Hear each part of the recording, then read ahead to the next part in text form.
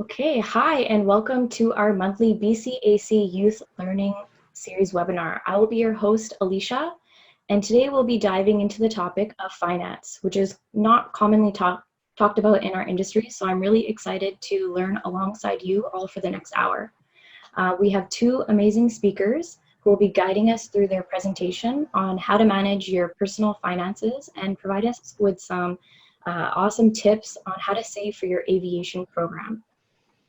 Later on, we will be joined by Kelly, our Youth Engagement Committee Chair, who will be sharing some more information about our new initiatives that we've been working on.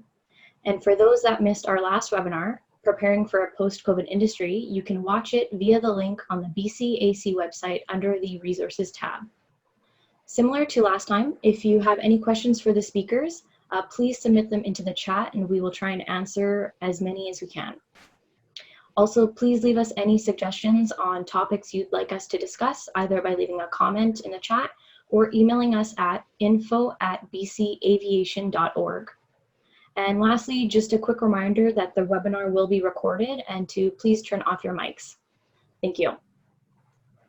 I'll start off by introducing Enoch Weng, who is a highly sought after speaker, consultant, and board member for his work in the nonprofit business world. Enoch is a financial security advisor with Freedom 55 Financial, and his current advisory practice is focused on providing relationship-based expert financial planning to achieve financial transformation. He helps clients identify their financial security needs, creates and implements personalized plans to help them reach their goals. Welcome, Enoch. Yeah, hi everybody. Thanks for the warm introduction, Alicia. Super excited to be here. I'm joined here alongside my business partner, Chen, and we'll be excited to present to you some tips and tricks today.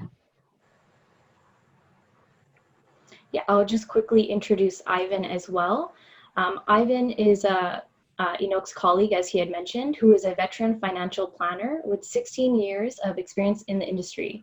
His passion for learning and education has led him to acquire 9 financial designations over his career: Certified Financial Planning, Chartered Life Underwriter, and Certified Kingdom Advisor are several of his many designations, and he is well on his way to earning his 10th. Ivan has mentored and coached countless people and has a heart for empowering the next generation in being good stewards and finding their calling. Welcome, Ivan. Thank you, guys. It's wow, hearing that introduction kind of make me realize I've been studying for the last 16 years. So you've got to stop, man. You got too many. I'll be happy to share my knowledge with anyone that needs it. So let's get going on this presentation. No? Sounds good. I'm just gonna share my screen real quick. All right, perfect. Can everybody see the screen? Awesome. Well, once again, thank you, Alicia, Kelly, Rebecca, and everybody for inviting us to speak today. The topic of our webinar today is the Aviator's Guide to Good Finance, navigating your finances through turbulent times. So in the next hour, we'll be sharing you some foundational frameworks to approach financial planning, as well as giving you some tips and tricks to elevate your game to the next level. I'm just gonna go next screen. I'm not gonna talk too much about us, but we've been in the industry for many years, and we're here to share with you stories of working with clients all over the years, as well as not only successes, but the many mistakes we've made over our years. We've made a ton of them, and we wanna share them with you so that you can learn from it, and then hopefully you can make successes, not mistakes like we have. So enough about that. Let's start with what are we covering today? Well, first, it's starting with your why. Getting and defining the goals that you know you're working towards, identifying them, having a benchmark. Then we'll be going towards cash flow planning, where we'll be talking about building a budget. Where is your money going towards? And some tips and tricks on building credit and things like that. The third part, it's making sure you have a defensive plan. If anything were to go wrong, are you prepared? And last, having an offensive plan. How do you take advantage of some of the opportunities that are available to you? And how do you walk forward knowing that you're going to hit your goals? So these are all the things we'll be going to be covering and more. But first off, I just wanted just to take a moment and just reflect. What's the vision you see? And as people in the aviation industry, you have a unique vision that many of us won't be able to see. You're able to see into the horizons, into the depths of the sky. At the same time, what's the vision for your life? What do you see for yourselves? For many of you here today, I've been told that some of you are students or maybe you're early grads, and the future might be hazy, just like when you're sailing through and you find some cloudy days. But it's important to look to see what's the final destination? Where are you going to land, right? Where are you headed towards life? Knowing that turbulent times will come, but once you set your eyes onto the prize, you'll know you'll be able to set a course and follow it. And so that's the first thing I want to leave for you. It's what's the big thing you're going towards and what does it look like? And I'll be passing on to Ivan just to talk about what does it mean to start with the end in mind. Well, a lot of times when we sit down with our clients, we want to kind of figure out, okay, what do you guys have planned? What's the end in mind that you want? And this is a typical journey that we actually take our clients through. Most of the time, what we want to do is actually dig down deep into why is it that you actually want to do it, right? These are the typical stuff that they usually tell us. Okay, I want to buy a car. I want to go traveling for a year or two. Going to get married, buy a house, have a kid, pay off mortgage, pay for kids' education. These are very typical journey, but a lot of the times that when we dig deeper, there's certain meanings behind why they actually want to do the things that they do, right? Once we actually get to the why behind it, it's easier for us to actually plot, okay, this is how it's actually going to look like. Once we have the end in mind, it's easy for us to actually reverse engineer backwards and say, okay, out of all these priorities that you have right now, which one is the most important that you want to actually accomplish due to your reasons that you mentioned in your whys, right? This way we can see that, okay, a typical one that we've been having a conversation with a lot of Enoch's clients right now is they want to have a wedding and they want to buy a house around the same time. But there's only X amount of dollars that's going to actually go into saving for these type of things. So sometimes we actually have to talk to them and say, do you really want to have an extravagant wedding that is going to cost you $50,000 for a day? Or would we rather allocate some of those money into actually having a down payment for you? And for some of your cases could be, if I want to get a commercial airline pilot, which could, the licensing could cost up to 80 grand, how do I actually plan for something like that, right? So we want to be able to say, okay, based on where you're at now compared to where you want to be, how long is it going to take? How do we actually plan ahead of time to make sure you have sufficient savings for that? Or how do we have sufficient credit available for you once you actually get to the point where you actually need the money to access? So having the end in mind is important. It allows us to reverse engineer backwards, and then we can help you accomplish your goals a lot easier when we know your whys. Enoch, next slide. All right. So whenever we look at a financial planning, there's usually an order that we want to establish. Some of the things that we look at is a lot of the people, when we talk to them, they might get advice from their parents, or they say, oh, now I'm working now, I should start saving. But then they put it into the wrong type of vehicles. A lot of people will say, oh, I'm going to put into my RSP now that I'm saving. That might not be the best thing for you, right? We want to actually start with a good financial plan. A financial plan allows us to create a written plan for you where we can say, okay, based on this plan, here are the steps that we need to take, right? And once we actually have a plan, we can always rearrange the plan whichever way we want to. Let's just say something else is not in the agenda anymore. We can remove it. We can add additional topics or of things of interest into the plan along the way. So the plan is not a one-time thing, it's an ongoing thing. Every time we meet with our clients, we want to update those plans for them. Once you start having properties and a family, it's important to actually have wills and power of attorney in place, right? There's times where, for me, even being in the industry, where there's this time where my wife was sick and was in the hospital, and we didn't have joint share bank account at that time yet. she was in a position where I couldn't actually talk to her to find out what bills has been paid, what bills is automated, and I had no access to anything.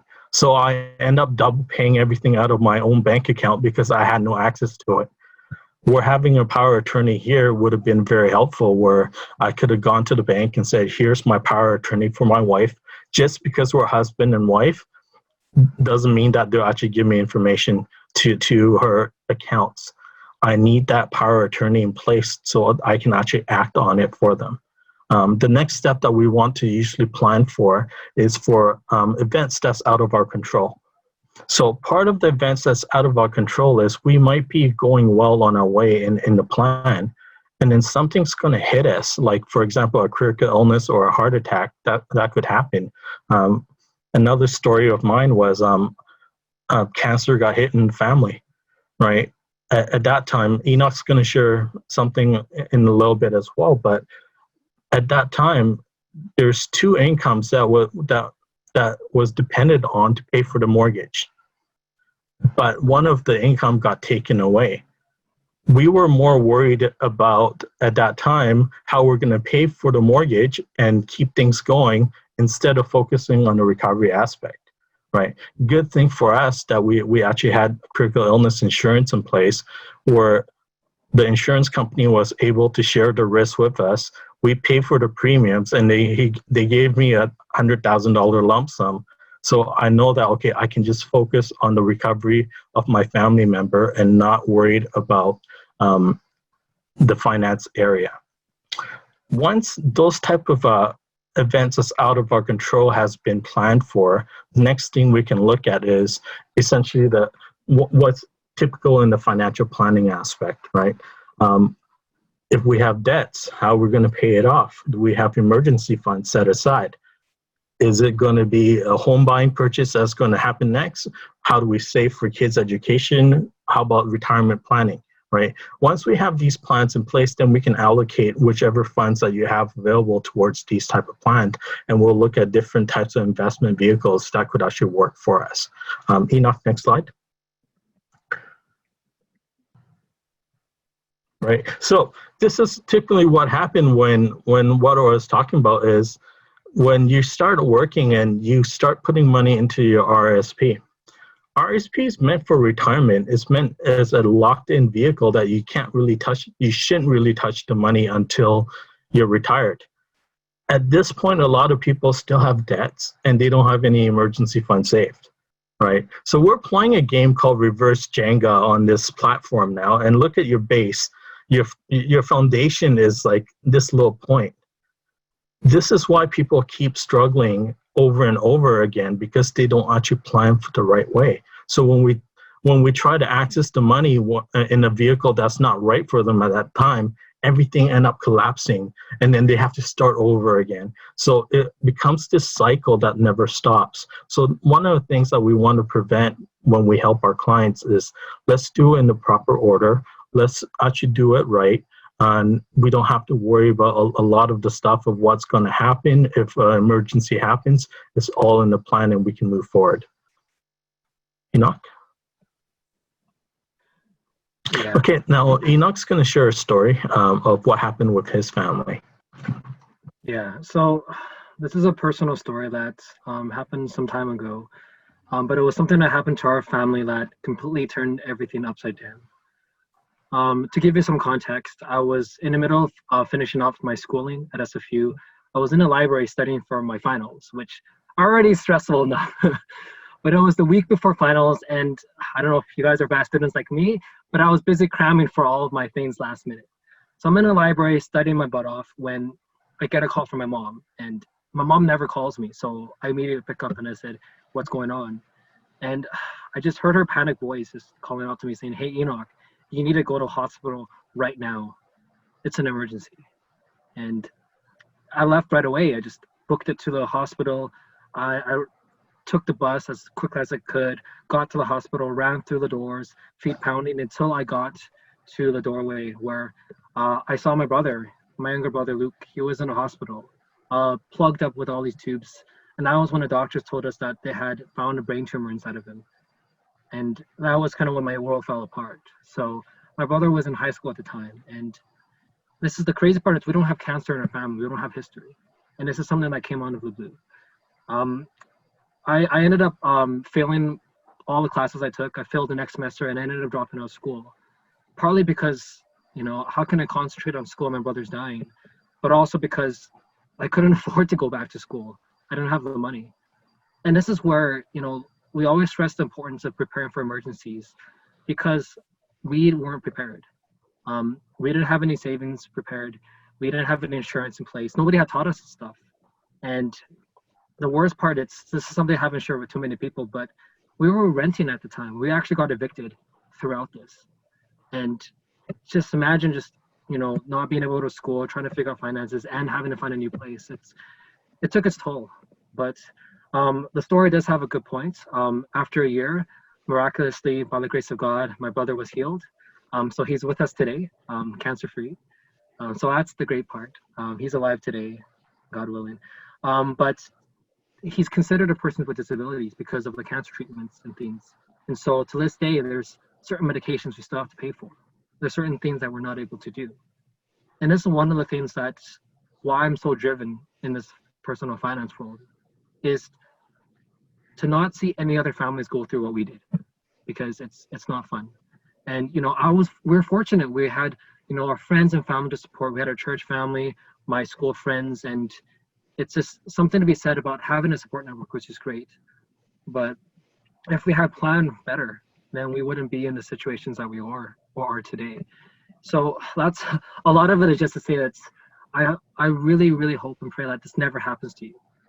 But the statistics are shocking, and I didn't realize this until I did some research where 1 in 3 Canadians, almost half of Canadians, will face some sort of critical illness or disability. And if that happens, are you prepared? Can you take a step forward and not 2 steps back? And whether it's having adequate insurance protection, setting aside savings, it's having a game plan, a defensive plan to say, if something were to happen, I want to take care of my family, make sure that everything's okay, and we can walk forward in life with peace of mind. So that's the main message in this piece. Once you have your defensive plan, everything's taken care of, yay, now we can take off. Now we're going on your financial venture, your journey of a lifetime. Where do we start? Where do we begin? I'm going to pass it over to Ivan to take a stab at this. Take a stab at it, thanks. This is a topic. A lot of financial planners will briefly talk about this, but they haven't gone into depth with their client.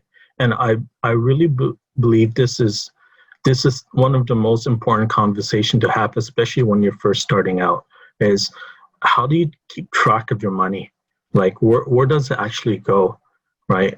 Until I actually started doing the exercise myself one day, as I was kind of talking to a client about cash flow planning, and I realized I haven't actually done my own budget in a while, right? I knew that I was making good money, but the money was going out just as fast. So I was kind of curious where the money was going. It wasn't until I actually sat down and went through my budget, essentially what I thought I was paying and where I was spending. And then I actually went through the actual part of going through my bills, going through my credit cards, and going through my statements for the last 3 months to see where I actually spend the money.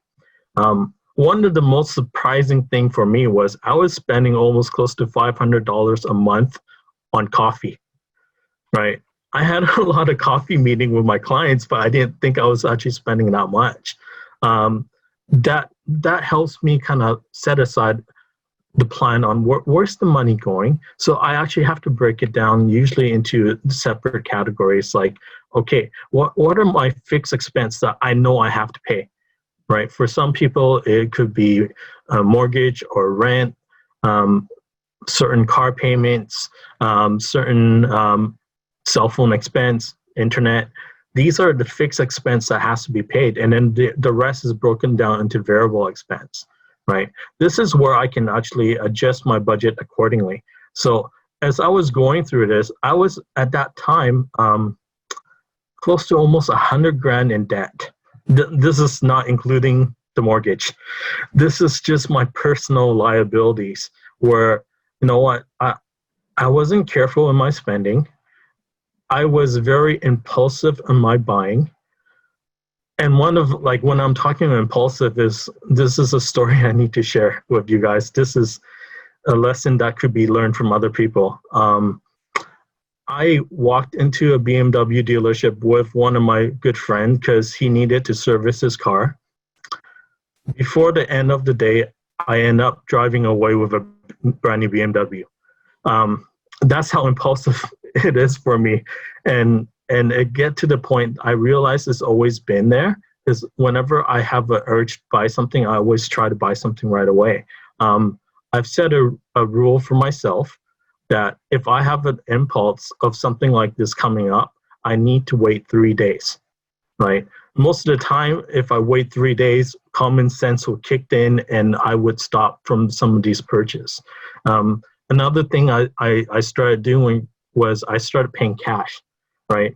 Because I realized when I was using my debit card, there was no emotional attachment to it when I'm just tapping, because I don't have a sense that I was actually spending money, right? So I switched to a cash system for a while, where I was actually being kind of forced to realize every time I spend money was when I was handing the money away.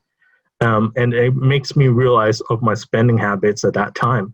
So once I got used to that, what I started doing was I put a sticker on my debit card or my credit card so that it could be a visual cue every time I'm going to spend. I would see that and hopefully rethink over my impulsiveness on how I'm going to spend my money. So being aware of where the money is going is very important, especially if you're trying to save or if you're trying to accomplish something, right?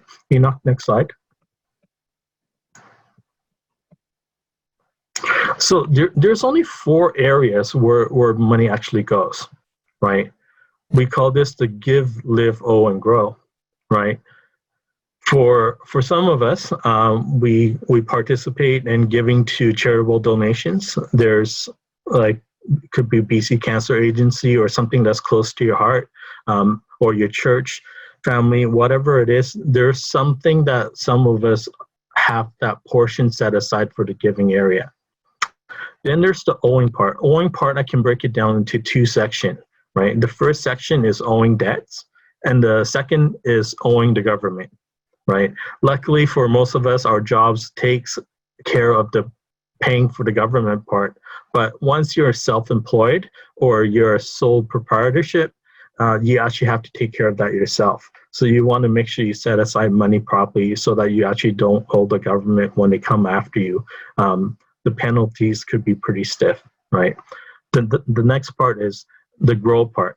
We always teach our clients to pay themselves first, right? If you were to write a check to pay for all these bills or electronic transfer nowadays, do you rather pay yourself first before you pay the mortgage or to your gas or to your telephone bills, or would you just actually pay for something else first, right? I'll talk about this in a little bit, but we teach to pay yourself first. And the remainder is meant for live, right? Usually the percentage breakdown for what we try to tell people is the grow part, try to set at least 20% aside, right? 10% for short terms and 10% for long term. And then the other 10% could be going towards the gift part, or it could be going to miscellaneous stuff. And then you try to live within the rest of the 70%. Enoch, next slide. Right, so there's 5 rules of thumbs that we usually try to teach our clients, right? One is you have to spend less than you earn. The problem with a lot of people nowadays is they don't know how to do basic math anymore. And what I mean with that is, as we go through a client's cash flow and we just get them to write down all of their expense, and then at the top they have how much money they actually try to how much they make at the very top. So as we go through and we start listing, okay, how much is your rent or mortgage? How much is your car payment? How much is your insurance payment? How much is your gas? Do you have to pay for parking? Do you have to pay for Netflix or all these other demands? Do you go to the gym? you pay for vacation, you do all these things. And by the time we add it up, a lot of the times they're spending more than they actually earn, right? So first thing we want to teach them is spend less than you earn, right? Second thing is a lot of the times we look at money as a source of security, right? I've had a chance to work with a lot of high net worth clients before. And then one of the questions I used to ask one of my clients is, when you first became a millionaire, how did it feel? His answer to me was very surprising, because at that time I was working at Van City as an investment specialist. And it was just, I get to meet all these different types of clients all the time. And this person said to me, you know what? I was happy for about having to see $1 million hit my bank account. I was happy for about maybe a week or two. Then I started to realize my life never really changed. All my problems were still there, except I worry about money more, right? And one of the things that we talk about is, you know what? One of the ways to actually break the hold of money is through the power of giving, right? It makes you detach from the emotional side of money and allows you to actually give back generously. So sometimes, have you ever been in a position where you actually bought a gift for someone and you're just so excited to see how they would actually respond to that gift, right? This is the type of feelings that, you know what, we want to share some of this generosity back with the people around us and just help out, even with people that can't afford it or are in a bad position, right? If we're in a position where we can help, most likely we want to be able to help, right? Number 3 is avoid the use of debt if necessary, right? One of the things that I noticed is debt is a new form of slavery. When you have debt, it kind of draws you down. It stops you from doing a lot of the activities that you want to do, right? If you want to, let's just say, hey, I just want to travel for 2 or 3 months and just enjoy. But if you have a debt burden over your shoulder, you know you can't do it because you actually have to stay at your job and you have to keep paying the bills. So it actually stops you from actually reaching your goals sometimes. So if we try to avoid the use of debt when necessary, it actually gives you almost a freeing power towards it. That way, if you need, obviously in Vancouver, we can't buy a house without mortgage. So that's an exception to the rules. But most of the time, if you don't need to spend extra money or acquire debt for it, try to avoid using it. Having an emergency fund set up is very important, right? One of the mistakes I learned from the very beginning when I was in that type of debt was I realized that I was just recycling the debt a lot of the times. Because I didn't have an emergency fund in place, as I was trying to pay off my credit card, something else would come up. Let's just say, in this case, my car engine turbo went. And it's one of those emergency for me, it's going to cost me a couple grand to fix.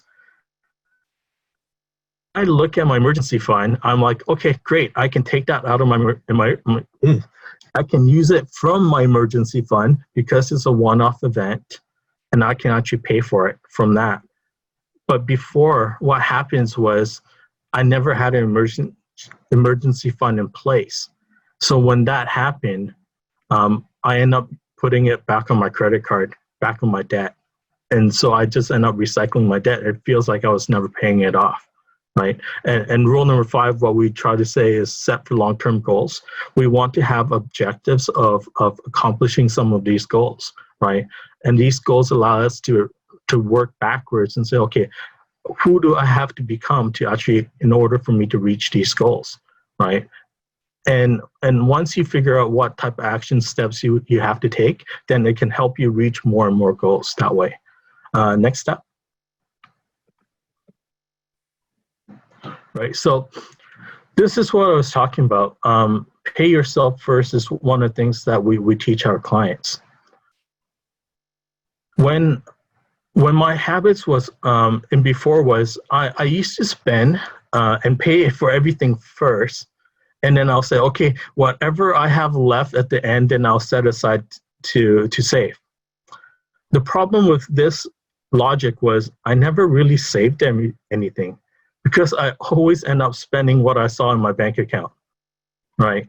And I saw that, okay, I wasn't building an emergency fund properly. I wasn't saving properly. I was just spending whatever I have because when I see something that I have money in my bank account, then I justify buying the next purchase, right? So I always end up having nothing when I first started in this industry. But then I realized, okay, what happens when I save first, right? What happens if I actually set aside that 10% or 20% aside and then I spend the rest, right?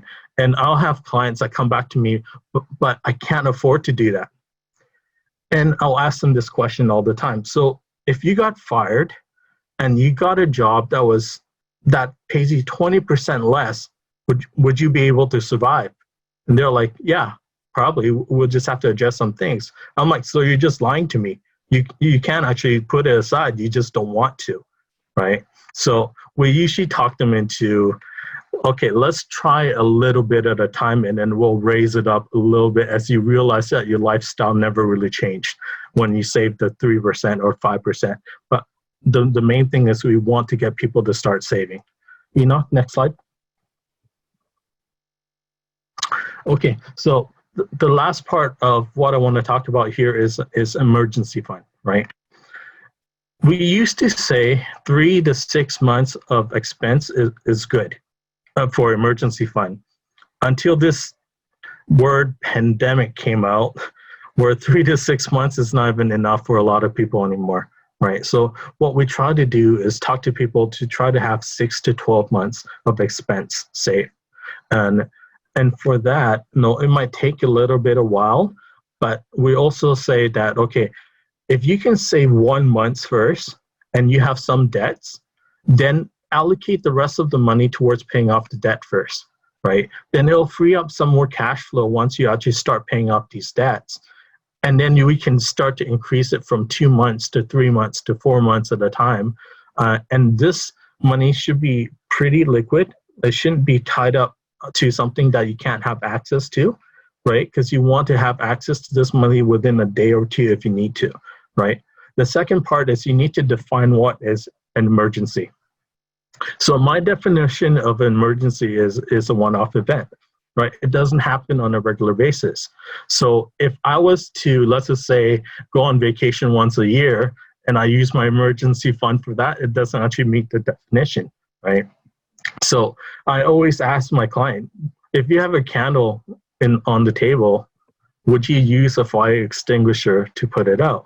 I'm like, it doesn't make sense for you to do that, right? So when you happen a certain event that doesn't meet the emergency, you don't use the emergency fund for it.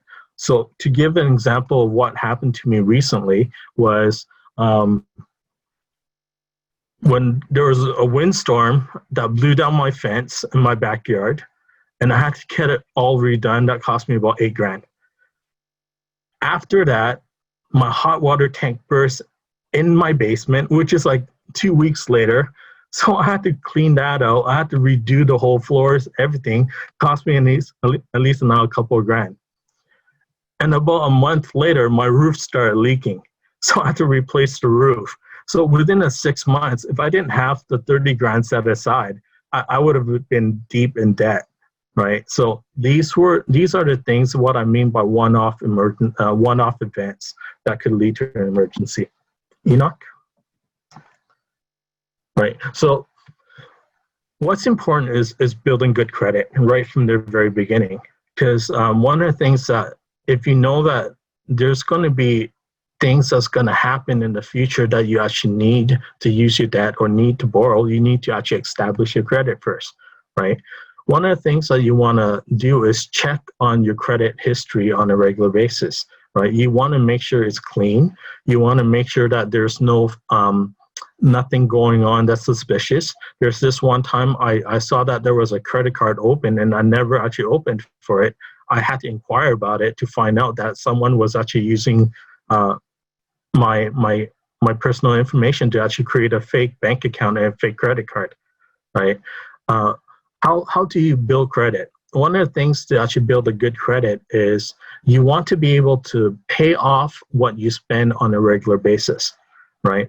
When they look at your credit card limit, if you're closer to the 80 to 90%, it's a red flag for them all the time, right? They want to look at your credit between the 30% to the 70% to become more safe, but they also want to see that you're actually paying it off on a regular basis. When you're doing stuff like that, it actually boosts your credit. You also, a lot of mistakes some people do is when they have 3 or 4 credit cards and then they pay 2 off and then they cancel it. Sometimes that could be a detriment to your credit score because they look at the debt to credit ratio. So when you start canceling your credit, your available credit becomes lower, and then that will actually be bad for your scores.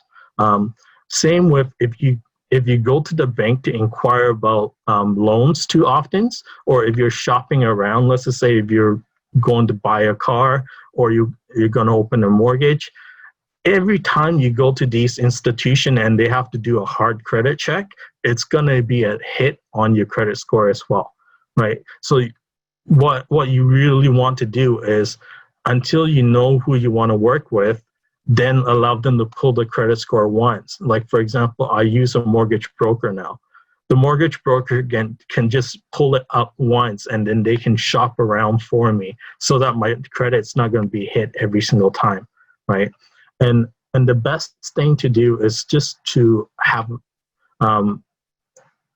paid off your credit cards or pay off your loans as soon as you can. That way they can see that you have a good track record of paying things off, and that'll also boost your scores, right? So in the case of something like that, it gives you the higher your score, the better interest rate they will give you, and the more they're willing to lend to you, even without putting down some sort of security or collateral. But sometimes when the purchase is just too big, they will require some sort of collateral for you, right? For some of the business owners that I talk to and plan for, one of the things I used to say to them is, you know what, if you have a life insurance and then you use that as a collateral, they know that if something happens to you, they're going to get the money to have it paid off. So sometimes it was easier for me to put a life insurance in place and allow the business owner to use that term insurance as a collateral, and then they can say, okay, we have some sort of security in place, we're more likely to lend to you. So these are just some of the tips that we're just sharing with you today that we share with our clients when they go through some of these things. Enoch? Right, so I just gave you a bunch of stuff that helps you guys kind of put together or start thinking about some of the things that you need to do, but you still need certain guidance to get to where you need to go, right? So Enoch's going to touch on the next part of the presentation. Thank you, Ivan. So we talked a lot about some of the different tips and tricks of how to build your credit score, what are some good habits to build. So moving forward, I'll be talking about some of the potential opportunities available for you, whether it's now or later. And the first thing we want to talk about is, what's investment all about? Because this is one of the number one things people come to us saying, we want to invest, we want to grow our wealth. And we want to be very careful with this to give a proper framework of how can you approach investing and how do you make sure you're on track. And so one of the things we always start with, it's as we've repeated in our presentation, it's starting with your why, knowing what's the purpose of it. You know, are you investing because you want to save for retirement, for a bigger term goal? Maybe it's because you're just parking your money somewhere and you're getting ready to get married in the next few years. Maybe you're trying to invest and save because you're trying to pay off your future education. So depending on that, how much time you have and what you're trying to accomplish, that will give you a good benchmark that you know you can compare and work towards. Tortoise and the hare, what do I mean by that? So the famous investor Warren Buffett has a really great saying. I'm paraphrasing here. He says that the markets is a great way to move money from the impatient to the patient. And what does that mean? Well, it's very easy to fall into the hype train, to jump on the next trend, whether it was Bitcoin and cryptocurrency before, or pot stocks, or whatever it was. But what ended up happening was that people got greedy. They put in all their money in, and then the whole thing flopped.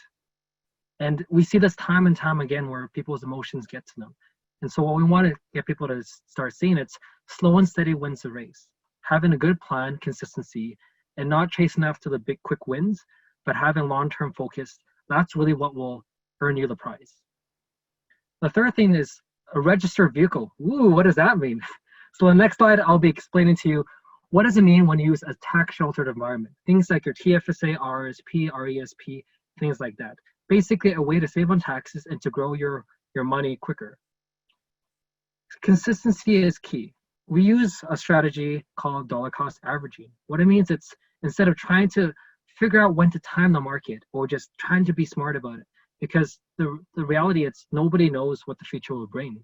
And it's having consistency. Dollar cost averaging means putting money at a scheduled time consistently into the market so that you know that whether markets go up and down, you're finding that average. So you're always doing well in the long term. We all know about this analogy of diversification, right? If all your eggs are in one basket and somebody drops it, you've lost all your eggs. In the same way, if you're to put all your investments into one company, one stock, that company goes down, you lost it all. So when we do portfolio creation, it's very important to make sure you properly allocated all your wealth into different buckets, all across, so that if anything were to happen to one of them, you're still okay and you can go forward. And the last part about this, it's great, you're investing now, you're growing your wealth. Are you on track?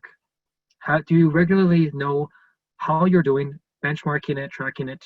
And this is where we really would like to work with our clients to give them hope, make sure that they are on track. And if they're not, how do you put them back on track and reallocate? And so this is just one of the frameworks that we approach investing in, where as we go through the cycle, it's making sure you have each of these steps in place. So I'll share with you a quick story. So here's Billy Bob up here. It's pretty chill. He's in his mid-20s. So he decides, you know what? I'm going to save $1,000 for the next 10 years. Cool. So he's putting aside $1,000 a year for the next 10 years. And after that, he stops. He doesn't put in a single dollar more. And as you look at it, it grows 8% per year. Now he's 65, he's retired. His wealth has grown to over 150K. So let's say James over here on the bottom, he's like, I'll wait a little bit. I'm going to start when I'm 35. But get this, he puts aside the same amount every year, but it does it all the way until he retires. So he actually puts aside for 30 years. At the end of the same time frame, they're all 65. He actually has earned less than a person who only saved for 10 years. And this is something what we call compound interest, where it continues to grow up the top of what you've already earned. And so the whole point of this is to say that it's never better to start earlier, because when you start earlier, you have more time for your wealth to grow and to compound over time. So it's a very powerful illustration of compound interest. So once you establish, okay, it's better to start earlier, well, what about taxes, right? Yay, taxes. It's always being taken out, except if it's in the tax shelter. So what do I mean by this? Well, imagine you're saving your money and taxes are being taken out. So if you see the example on the bottom, well, what you'll get is actually less than what you could have earned, because you have to pay taxes on your investments if they grow. And something that what we call a tax sheltered environment, well, as your money grows, it's actually growing tax sheltered. So you don't have to pay taxes on that. So it continues to grow exponentially because there's more that's saved up and invested that can grow upon itself. So what do I mean by tax shelters? Well, here's some buckets. So think about it as it's an account. So the most popular one is the tax-free savings account and the registered retirement savings plan, RSP and the TFSA. And what does this mean? Well, think about it as if you have a checkings or a savings account. It's a bucket. You put your money in it. And what can you put it in? You can put it in cash, you can invest it in stocks and mutual funds, you can hold it in a lot of things. It's a bucket for you to hold your stuff in. So what we're going to be looking at specifically are three things. One, putting money into the bucket. The second, letting your money grow inside of the bucket. And the third part is taking money out. And these registered accounts have some magical tax properties in here that will allow your money to grow faster. So let's talk about these, starting with the TFSA. When you put your money into it, there's no difference, there's no tax benefits, because you're using money that's already been taxed. Inside of it, however, it grows tax-free. So like we talked about in the previous example, it's tax sheltered. So it's continued to compound, and grow steadily. When you take your money out, it's tax-free, so you don't have to get taxed when you withdraw it, hence the term tax-free savings account. The Registered Retirement Savings Plan, RSP, works almost the flip side. When you put your money in, you actually get something called a tax deduction, so you actually get a tax refund from it. An example would be this. Let's say you're making $80,000. You put in $20,000 into this bucket. You now only have to pay taxes on the $60,000 because you've been deducted from your taxable income. Inside of this bucket, it also grows tax-free, just like the other one. However, the major difference is when you take money out, it's taxed. And so you might be wondering, well, what's the point of this? Well, for many people, when they retire, they're usually making less than they were in their earning years. So let's say maybe you're making now $120,000 and you're 50. Now you're 65 and you've retired, so you're only getting whatever the government benefits are giving you or your RSPs. So at that time, when you get taxed, wouldn't it be better to be taxed when you're making 30,000 rather than when you're making 120,000, where you're in a higher tax bracket, be paying a lot more? So this is where we start playing around with differences. So what does this mean for you? For many of you who are younger, the reason why we're talking about putting more money towards the TFSA bucket is because most likely you're not really making a lot, or maybe you're not even making money at all because you're students. And as you go through life, we recognize that you'll be making career advancements and you'll be making a lot more in the future. So it would be wiser for you to take that contribution and put it in the future and to get that tax deduction when you're making more so you can maximize the return. Versus with the TFSA, you can really grow your money and you can even put the buckets from one to the other. So definitely all of this is dependent on your situation. And we're not here to give you a recommendation right off the bat, but we're here to give you the basic concepts and principles. And for your unique situation, you can then tailor it towards where you're at. So one of our last pieces of the day, it's making sure you have a trusted guide. When we think about the epic movies, the epic journeys that we've seen in movies or in literature, there's a hero setting off, or the heroine setting off on the journey, and there's always a trusted mentor or guide, someone who's older and wiser, who's there to help along the way, to give advice and to power you so that you can finish your quest. In the same way, Ivan and I are the financial guides to help you along your journey.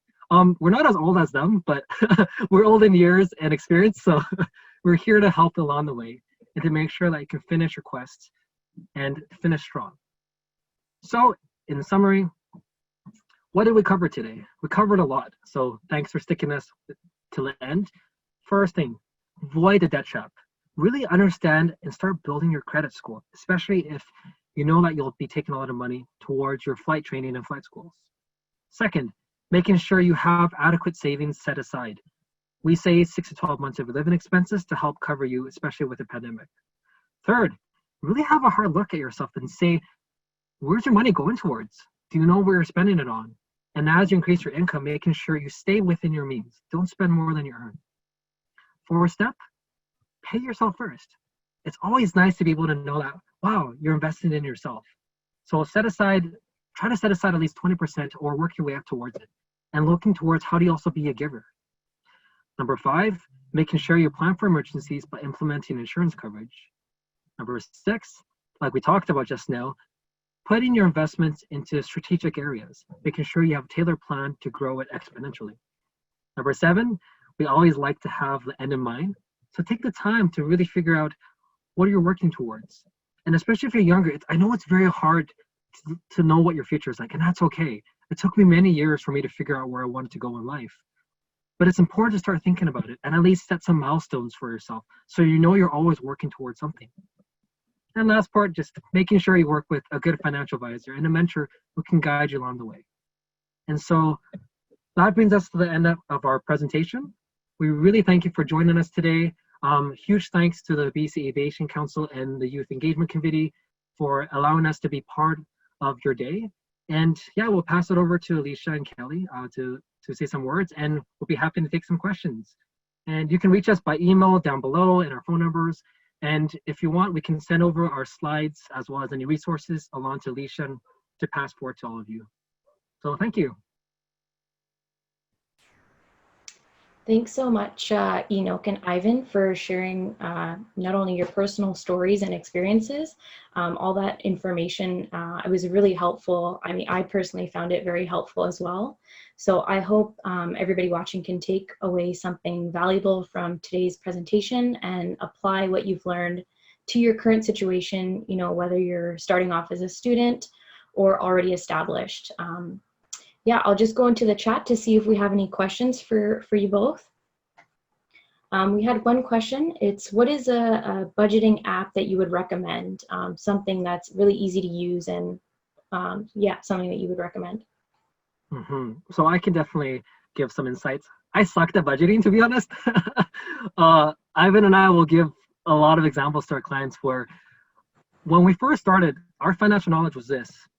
We knew we had a checkings account and a savings account, but we also knew we had nothing in each of them. That was how we started off. So I love how this question it's getting at, how do you start to look into your finances and track it? Right off the bat, a quick way, it's before we even get to the budget apps, just even writing it down. There's something about writing it down on paper that gets you to actually take a hard look at where you've been spending your money.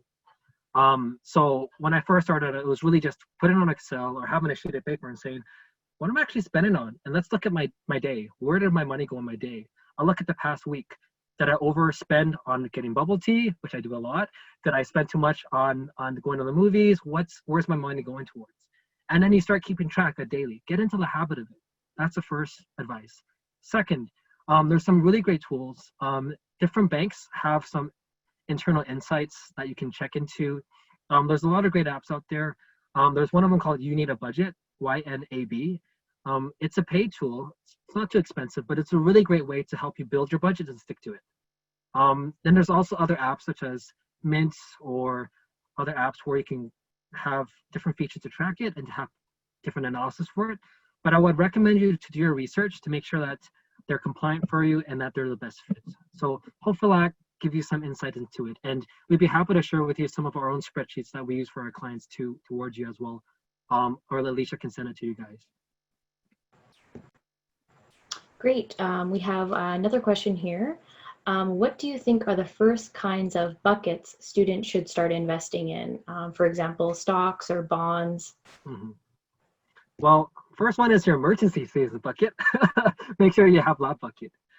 When it comes to investments, it's really important to make sure we understand your situation. So whether it's stocks, bonds, all that stuff, it's making sure we have diversification. So making sure we've talked about the investment process and to have it tailored to you, to see what's going on in your life. Maybe you have a lot of debts you're trying to pay off.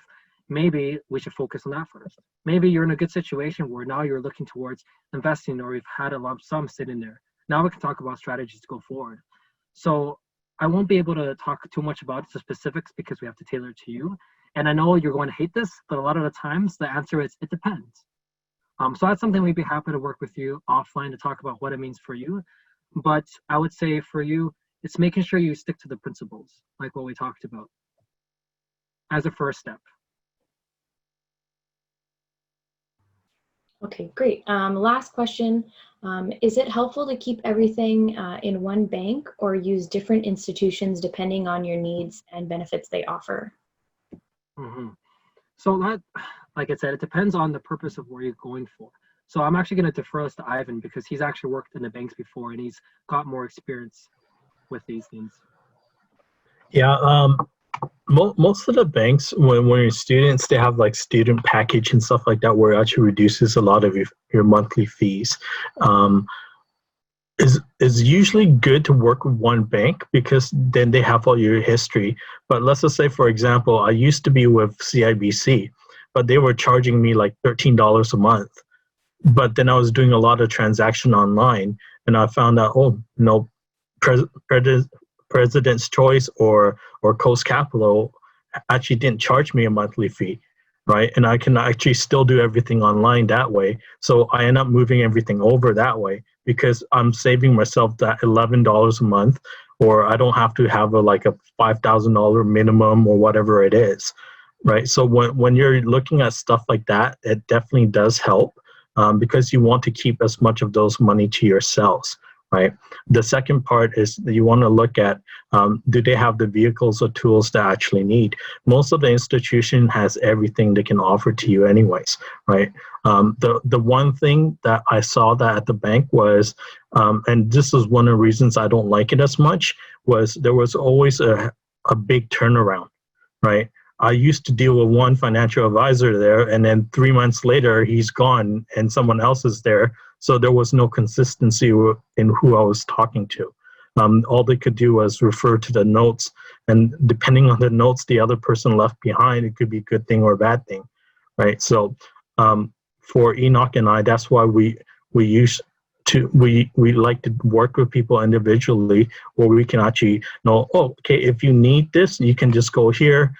If you want to talk about investments and you want it to be helpful along the way, and you want the same person to know your situation, and we built the relationship along the way, this is where having a personal financial advisor actually helps and makes more sense.